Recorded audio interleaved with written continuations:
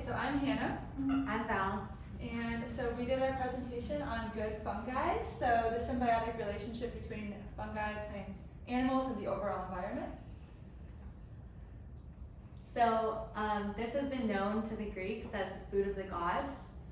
There's a lot of benefits, and more than 2,000 species of mushrooms have been identified, with more than 100 medical benefits, including antioxidant, anti-inflammatory, anti-allergic, and cardiovascular benefits, among other benefits. There's a bunch of nutrients and molecules found within mushrooms that have benefits. One of the big ones are polysaccharides, because of the beta-glycans contained within the polysaccharides that can have benefits medicinally. And then another one that I noticed was very commonly noted was the phenolic acid, which has antioxidant properties. And they also contain nutrients like selenium, potassium, riboflavin, niacin, vitamin D, proteins, and fiber. Okay, so we're going to start off with mycorrhizal fungi, which we addressed a little bit when we were under the big tree, talking kind of about the fungi that associates with the root system. So basically the term mycorrhiza was coined by a German scientist over 100 years ago now, and the term literally means fungus root. So one subtype of this specifically is pictured here, and it's the endomycorrhizal association of vesicular or vascular type. And so as you can see, it literally intertwines with the root, and it actually goes under like the epithelium of the root, so it's inside of it. These vesicles, just like in our cells, are storage units. You can kind of see that parallel there. And then you also have the R vesicles, and this is where materials are exchanged between the host and the plant in this beautiful symbiotic relationship. So yeah, that's that. And then for here, so this is kind of how it helps plants, and then consequently how it helps us humans in the overall environment. So basically there is that symbiotic relationship. Plants provide the carbohydrates to the mycorrhizal fungi, so they get their energy from the plants. And they are actually, the root system from the mycorrhizal fungi actually helps to extend the root system of the plants and gather different nutrients that the plant needs as well. So for example, if you had a plant with no mycorrhizal fungi, it might have used up all the nutrients in that area. And there are some nutrients that are difficult for the plant to absorb and aren't as bioavailable. But with this extensive root system from the mycorrhizal fungi, it is able to branch out to different areas in the soil, extend the root system, and consequently absorb more nutrients. So some of them are nitrates, phosphates, potassium, calcium, sulfates, copper, and zinc. And these are some of the ones that are difficult for plants to absorb on their own, and so the mycorrhizal fungi helps with that absorption. And that's also cool, there is an association with the mycorrhizal fungi and plant growth in general. So you can see here's a plant here that was inoculated with mycorrhizal fungi and one that wasn't. And you can just see the extensive difference. And this can have implications in farming, production of crops, and just health of plants overall. Also, there are enhanced chlorophyll levels in the leaves of plants that are associated with this compared to those that are not. Improved plant tolerance to diseases, parasites, water stress, salinity, and heavy metal toxicity. And as the climate continues to change, we're seeing more flooding, we're seeing more dry season, just more drastic temperatures. A lot of farmers are turning to regenerative farming to kind of enhance the soil, which is also enhancing the mycorrhizal fungi. And basically this is creating a soil, not just a dirt, that has that microbiome. And so there's this one agricultural researcher who I really like, I'm spacing on his name, but he kind of describes soil as like a test tube where we're adding fertilizer in the soil, or no, the dirt. He kind of describes dirt as like a test tube that just has this dirt that can hold plants upright. And we're adding, as humans, we're adding all the nutrients that are needed because it's an unhealthy environment, versus the soil where you're having all these different fungi going on, and then we as humans don't need to do as much. We can kind of just let it flourish. And this actually allows for more water absorption. When there's heavy rainfall, more water is able to be held and not just left as runoff. And then during dry seasons, these soils with this nice microenvironment are also a lot more able to resist like the dry seasons as well. So really, really cool there, and I think, you know, it's going to become more necessary. Also, these more regenerative farms, you don't need to add as much fertilizer or herbicides or pesticides, and they really aren't doing that. So for Sophie and Alyssa's presentation about the runoff, this is a great way to kind of prevent the need for these different, you know, sources of runoff. So it can kind of, this can affect the algae in the oceans too, which is really cool. And then with an observed decline in the nutrient levels of edible plants for humans, there's this allows for the optimal nutrient absorption of our plants. So I was reading something, and it's since the 1940s, meat has about half as much nutrients. You need to eat twice as much meat to get the nutrients, 3 times as many fruits, and then 4 times as many vegetables to get the same nutrients. So it's, you know, kind of declining with the way, you know, the soil's been optimized. And so by enhancing this, we can help to increase the nutrient density of our foods, which directly affects our health as well. And then so, yeah, kind of ways we can support. Regenerative farming, as I noted, is really awesome. This also includes the practice of, yeah, enjoy. It's so cute. But this also includes the practice of grazing animals as well. And this just goes to the brilliance of nature, is that we've never before had this dissociation of plants kind of being stored and cut off from the farm. And the plants can act as a natural fertilizer for the farm. This increases the mycorrhizal concentration in the soil and promotes soil, not just dirt. And then what's also so brilliant about having the animals graze is methane is a big issue when they're kind of kept to themselves. But there's actually this substance, I think it's called like a methophore or something like that, that actually eats the methane when cattle are grazing. So if they're allowed to graze in this environment in a regenerative agricultural site, this actually helps to counteract the methane that cows are producing. So just, you know, getting animals back on the farms, helping the microenvironment, keeping the carbon out of the environment. It's just all really, nature is brilliant. So it's a good example of that. Another one is no-till agriculture. So my mom was a farmer in Iowa. She grew up on a farm, and I did not know what tilling looked like. So I wanted to show a video for anyone else who doesn't know, so we can kind of connect to what that looks like, if it'll go. If not, we can show it after. But I just think, like, as future doctors and as already physicians, like, it's so important to understand how farming works, you know, as this is what we're providing into our bodies. You can just go to the 1 minute mark. It's just like 5 seconds, but it's just cool to see. Thanks, Mom.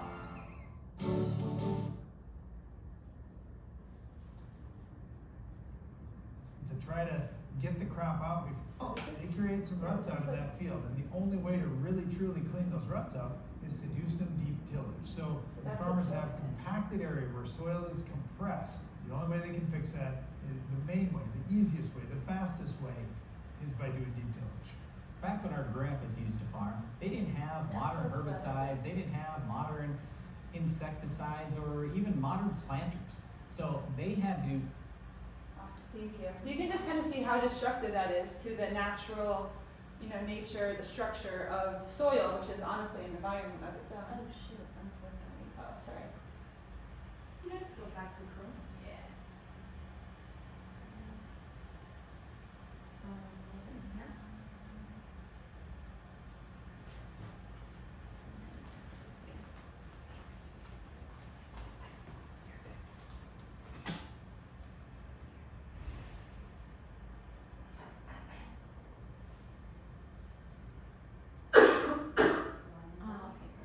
Thank you. Perfect. 1 second, Kristen.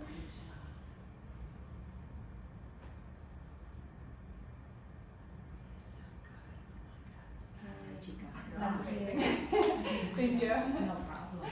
So that's kind of tilling, and so no-till agriculture is becoming a really big thing, and farmers are starting not to do that. And farmers are actually doing better for their job. Like, they're making more money, they're more resistant to droughts and to floods. They're just in general doing better with these type of practices. So not only is it good for the environment, it's also supporting the farmers when, you know, their income can be very unstable due to the different seasons and all that. So, and also planting a variety of native crops, prioritizing having roots in the soil at all times with that kind of top crop that you can do, or top crop, something like that. But it's, I definitely need to learn more about agriculture, but basically it covers and it kind of keeps roots in the system, also helps to deposit carbon into the soil, and the mycorrhizal need the roots to survive, so keeping roots in at all times, not just taking the crop and leaving it bare for so long, is really beneficial as well. And then again, like manure from grazing animals and just that process in general, can really help, so that's what we can do. And then a mushroom that y'all are probably more familiar with is the shiitake mushroom. So specifically it's called the Lentinula edodes mushroom. So this is native to the mountainous regions of Japan, Korea, and China, and it grows on fallen logs traditionally. This is a beautiful picture of it. And then there's a long history of people from these regions using shiitake both for food as well as for medicine. And this has been going on for about 1,000 to 1,200 years. So humans really have been evolving with mushrooms, you know, so it's definitely like been a part of our life. And humans have appreciated the benefits of it for a very long time. Some of the benefits, so there's extensive studies on these types of mushrooms. One study that I chose showed that regular consumption, just normal human consumption, no mass quantities, basically showed an improved immunity and an altered pattern of cytokines that decreased inflammation. And then it's also been shown as an anti-atherosclerotic agent, which is really, helpful for us, all with hypertension and heart disease in America. From the biocomponents of vitamin E, oleic acid, linoleic acid, ergosterol, and then the butyric acid can all be really beneficial in preventing atherosclerosis. And then one of my favorite studies coming out recently has been on this extract derived from shiitake mushroom called AHCC. It's now a proprietary blend, and they're studying this and how it can have its effect of treating chronic HPV infections. So there's been a randomized, double-blinded, placebo-controlled study, and what they did is they took exactly 50 women, not all of them were able to complete, but the criteria was that they had chronic HPV for over 2 years, and it was a high-risk type, so they assessed this with RNA, DNA of HPV. So the high-risk type, as we know, can increase the risk for cervical cancer, and usually the body clears it on its own, but when it doesn't, when it's chronic, that's when you're at higher risk for concern. We have Gardasil now, we have all these great preventions, but it doesn't entirely cover all the high-risk strains still. So there's definitely a need for something to prevent this if this was to stick around. So they found that the treatment group, which received 3 grams of AHCC per day for 6 months, and then after those 6 months, they received a placebo for 6 months to check if this effect persisted after stopping it.